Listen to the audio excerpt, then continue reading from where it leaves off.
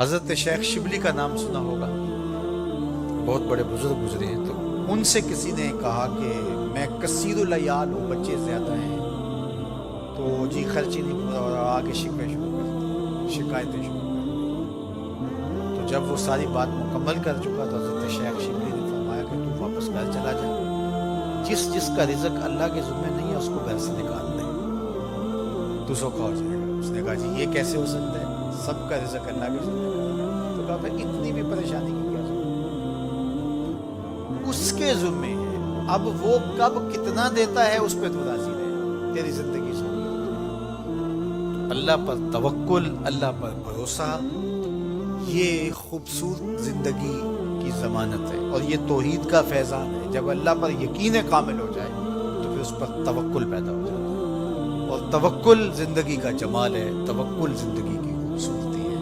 لیکن توکل یہ نہیں ہے کہ چھوڑ کے بیٹھ جائے، توکل کا مفہوم یہ ہے کہ حضرت انس رضی اللہ تعالیٰ عنہ سے ہے کہ گھٹنا بھی باندھو اور اللہ پر توکل بھی۔ اونٹ کا گھٹنا باندھو، موٹر سائیکل کھڑی کی ہے اس کا تالا لگاؤ اور پھر اس کو اللہ کے سپرد کر کے آ جاؤ۔ لیکن اگر آپ گاڑی کھلی چھوڑ کے آ جاتے ہیں، اونٹ کو گھوڑے کو کھلا چھوڑ کے آ جاتے ہیں اور کہتے ہیں میں اللہ پہ بھروسہ کیا، یہ توکل کرنا۔ جو اسباب ہیں ان کو پورا کرو، اسباب کو پورا کرنے کے بعد آگے سپرد اللہ کے کرو، تمہارے لیے کافی ہے۔ اور حضور کا ایک فرمان سنیے، آقا کریم نے ارشاد فرمایا کہ جو شخص گھر سے نکلتے ہوئے یہ دعا پڑھے، بسم اللہ توکلت علی اللہ ولا حول ولا قوت الا باللہ، مختصر دعا ہے، تو حضور نے ارشاد فرمایا اللہ کی طرف سے اس کو یہ جواب دیا جاتا ہے کہ تجھے ہدایت عطا کر دی گئی اور تیری کفالت کر لی گئی، تیرا اللہ کفیل ہو گیا، اور تجھے ہر شر سے بچا لیا گیا اور شیطان کو تیرے راستوں سے ہٹا دیا گیا۔ کام کیا کرنا ہے؟ بسم اللہ توکلت علی اللہ ولا حول ولا قوت الا باللہ، یہ گھر سے نکلتے ہوئے پڑھ لیں گے تو انشاءاللہ حضور علیہ الصلوۃ والسلام کا جو فرمان ہے اس کے ہم مستاق بن جائیں گے اور اللہ کی رحمتوں کے حصار میں آ جائیں گے، شیطانوں سے بچ کے چلیں گے۔ گلی اور بازاروں کے اندر شیطانوں کی بھیڑ بھی ہوگی لیکن ہم سے نہیں ٹکرا سکیں گے، ہٹا دیے جائیں گے، کیونکہ یہ ضمانت ہمارے حضور نے ہمیں دی ہے۔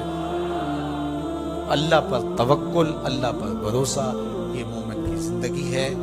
کام کریں، گھٹنے باندھیں، سب کچھ کریں، لیکن بھروسہ اللہ پہ۔ محنت ہم نے کی ہے لیکن محنت کا نتیجہ نہ سمجھے، اللہ کا کرم کا نتیجہ سمجھے۔ یہ کہتے ہیں وہ منڈے نے بڑی محنت کی ہے جس لیے آگے نکل گئے۔ کتنے منڈے ہیں جنہوں نے بڑی محنت کی اور پیچھے رہ گئے ہیں؟ جی یہ بندہ جو ہے وہ یہ بڑا زبردست تھا اس لیے آگے چلا گیا، اور زبردستی کے فوائد تو ضرور ہوتے ہیں، لیکن آپ اپنے کاموں کو منسوب اپنی طرف نہ کرو اللہ کی طرف۔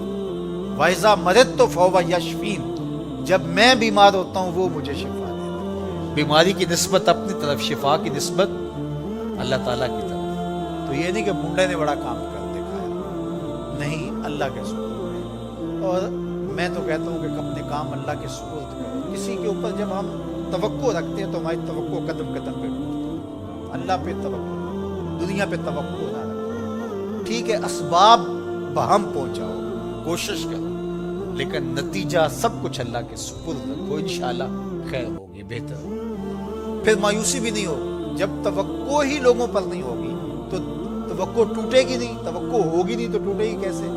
تو پھر مایوسی اور پریشانی نہیں۔ تو اللہ پہ توکل تمہیں اعتماد دے گا، اللہ پہ توکل تمہیں مضبوط کرے گا، اللہ پہ توکل تمہیں کھڑا کر دے گا، اللہ پہ توکل تمہیں توحید کے نور سے مالا مال کرے گا۔ اللہ پہ توکل اللہ کی محبت کا ذریعہ ہے، اللہ پہ توکل خشیت الہی کی نہضت کا سبب ہے، اللہ پہ توکل باطن کی روشنی کا سبب اور ذریعہ ہے۔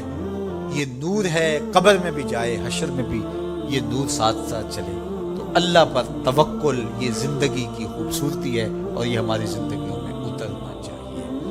اللہ مجھے آپ کو توکل کے نور سے مالا مال فرمائے۔